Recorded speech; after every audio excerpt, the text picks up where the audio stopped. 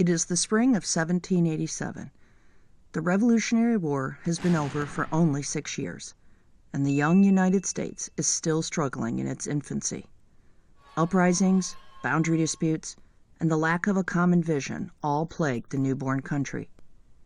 In an effort to steady this precarious ship, the Confederation Congress calls on states to send delegates to the Grand Convention, to begin on May 14th in Philadelphia. The delegates must draft revisions to the Articles of Confederation, which would then be considered by the Congress and approved by the states. Under the terms of the Articles, all 13 states had to agree to any changes. Since the purpose of the convention is just to make recommendations, not everyone is excited about attending, and frankly, some think it's a waste of time.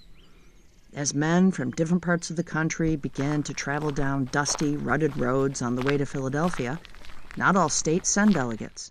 In fact, Rhode Island never even shows up. On May 14th, only 8 delegates, not states, but individual delegates, are present. So they wait. Finally, on May 25th, the necessary quorum of 7 states is achieved. In all, 55 delegates arrive in Philadelphia over the course of the convention. They are all white males, property owners, and the average age is about 44. Some are slaveholders, some had signed the Declaration of Independence, and almost all are well educated. Picture the delegates, James Madison and George Washington among them, sitting in Independence Hall in hot, humid Philadelphia. They're all wearing the dress of the day, frock coats, high collars, and thick pants. They vote to keep their discussions secret to encourage honest debate. But that means the windows are closed, and there is no air conditioning in 1787, not even an electric fan.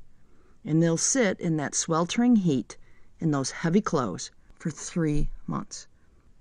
Shockingly, they all keep their vow of secrecy.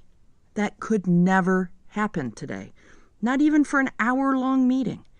Someone would share, James Madison thinks he's so smart, keyword, articles are dead, via social media, and the whole thing would be a disaster.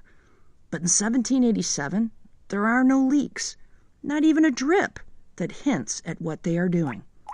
And what they are doing is nothing short of overthrowing the very government that sent them there. Within a few days, with only a 7-state quorum, and only 6 of those states agreeing, a handful of men change the course of history.